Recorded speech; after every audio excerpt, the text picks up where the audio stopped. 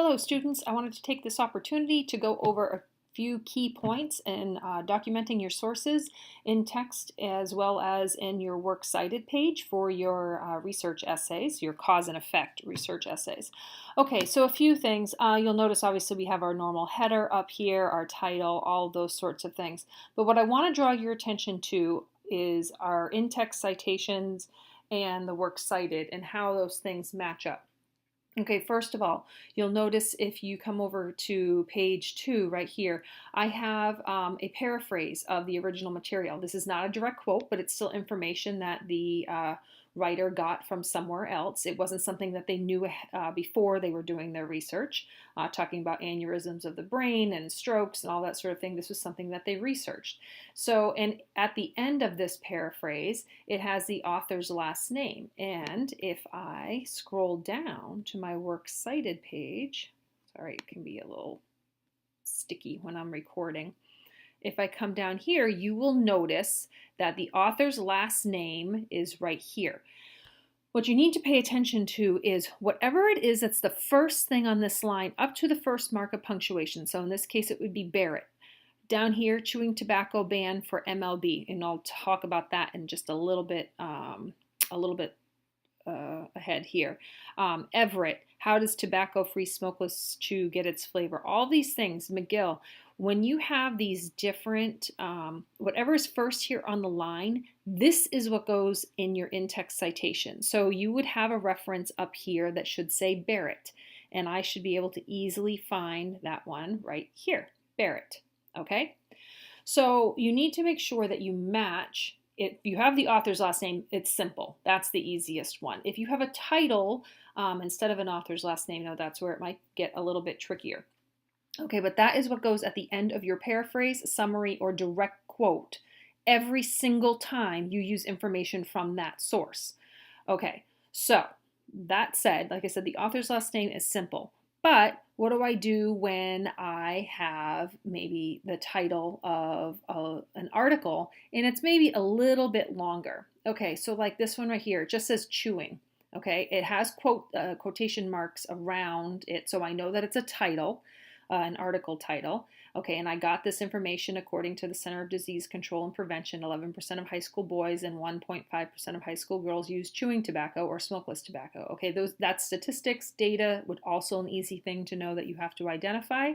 But either way, the quotes here tell me that it's an article. Okay, so if I scroll down here, I should see an article with the title of chewing, and I do. It says chewing, but it's a little bit of a longer title. Basically, if the title is more than about 3 words, you're going to want to try to shorten it. And there's no rule about where to shorten it, but often you just shorten it to something that's easily identifiable down here. So in this case, I don't have another article at the beginning of a line that's titled chewing and it has the word chewing at the beginning. So it's easy enough for me to just do that. If you came down to like this one, how does tobacco-free smokeless chew get its flavor? You'll notice that this is another long title. So if I come back up here, I should be able to find it. How does tobacco? So I just shortened it to about the first 3 words, okay? So you can still find that down here. Okay, so you'll notice that I have these things that are matching to my in-text citations. My in-text citations go at the end of every single quote, summary, or paraphrase, so that way I know what information matches to what. Okay, another thing I want to show you. This is a method called sandwiching. Sometimes you'll be using a few different points from the same exact article, one after another. You'll be paraphrasing that. So you can do a thing called sandwiching. Right here in her article, Smokeless Tobacco, No Fire, but Still Bad for Your Health, Natalie McGill points to a study done by the University of Maryland Medical Center, which states that there are serious health risks due to using smokeless tobacco, period. Okay, now I've identified in this sentence who the article is by, so I actually wouldn't have to put a citation at the end of this one anyway. However, this next sentence, there are at least 28 chemicals in these products that have been found to cause cancer, including esophageal cancer, mouth cancer, and pancreatic cancer. Okay, now normally at the end of this sentence, because it came from this same source, I would need to put McGill. But I still have one more point I'm going to make from the same source. So I don't have to put the citation there, though you can if you want to, but sometimes people feel like it starts to become clumsy. So you can continue on. These chemicals are also found in all smoking tobaccos. This is where I finish referencing the article by Natalie McGill. So I've identified the author up here. I've identified it here at the end.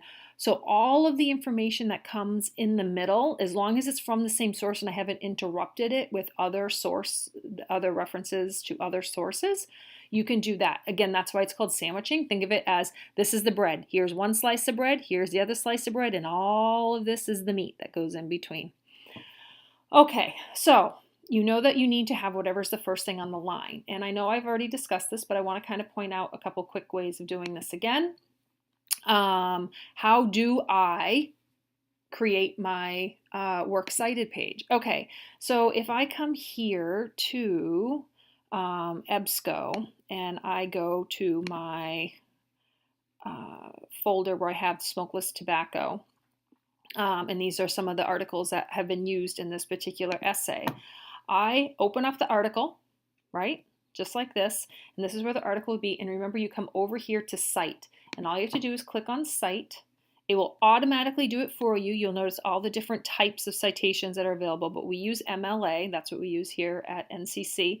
But if you are, say, a nursing student, you may have to use APA, which is up here, just so you know that this is available as well. But we're using MLA for our purposes. So literally all you have to do is just copy this and paste it and into your works cited page, and you are all set. So this particular article, the one by Sherry Everett, you will find here on my works cited page, right down here. Okay, and it has that exact same information. I just copied and pasted it into here. I did, however, have to change my formatting a little bit.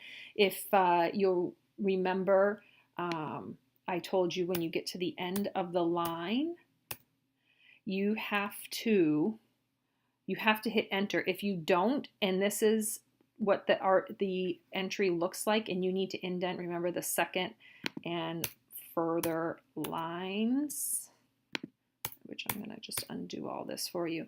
Okay, so normally when you paste it in, actually what happens is when you paste it in, this is what it's going to look like. Okay, what I want to do is I want to undo that. So I want to left align the first line there, and then you remember I told you insert the cursor, hit enter, so that it goes down there, and now I can indent my second plus lines, just like that. Okay, oop, too many, no. Oh, now see, I'm not paying attention to what I'm doing. There we go, second and third lines, so that it looks just like that. Okay, so that is how we do this using EBSCO or ProQuest or any of those, which is certainly the easiest one. Okay, but let's say, great, but I found this wonderful article online and it's a good article, okay? I have the American Cancer Society, definitely a reliable source. Yes, it's on the web, but still a good source. I want to use this particular article in my essay. What do I do with this? Okay, so I'm going to copy my the URL here, okay, and then I'm going to come to EasyBib, which actually I've already done it, but I'll do it again. And then you literally come up here, paste it, cite. Okay, and it's saying, here's what we found. Okay, so it didn't give everything. It gave the website title, the article title, and the date that it was accessed, but it doesn't have the publisher, the electronically published date, or the authors. Well, that may or may not be available, but it might be. So what you're going to do is first you're going to hit continue, and then you're going to go back to that website and look to see how much of that information is available. Is there an author? I don't see an author anywhere on here, okay? So you scroll down, there's no author, and often on websites like this is what's considered a corporate author. The American Cancer Society is considered the author. Yes, some individual somewhere actually wrote it, but they don't get credit. It's part of the organization's literature, so that's who the source goes to. Okay, but I know I'm scrolling really fast down here, but what I want to point out to you is, these are their outside references. What I want to point out to you is, often if you scroll down to the bottom, you can find any updates. Sometimes it's all the way down here. This is the copyright. Sometimes that might be the last one. This one actually has a last revised date on it, December 3rd, 2013. So I would come over here, and I would put the 3rd of December 20, did I say 13? No, doesn't matter. Okay, and then also who is the publisher and sponsor? And it was the American Cancer Society. As you can see, I've already done this to create my citation. Okay, and then I create the citation here. Boom, there it is. You now simply just copy and paste this into, and you can actually, it even has that as an option, copy and paste citation right there. Okay, so you copy and paste that into yours. So again, I have that here. Smokeless tobacco, look exactly like what was on that page. And there you go. Voila. All done. So works cited page, notice it's on a separate page when you get to the end of your essay, and you can do this even while you're building the essay. You literally just want to insert a page break, and then that way your works cited page will always be on its own separate page. You'll notice that it's alphabetical according to the very first thing on the line, and you'll also notice that it's like the reverse of a paragraph. This is left aligned and this is indented. But that is pretty much it. That's my quick review of in-text citations and all that goes with it, and I hope you found it helpful.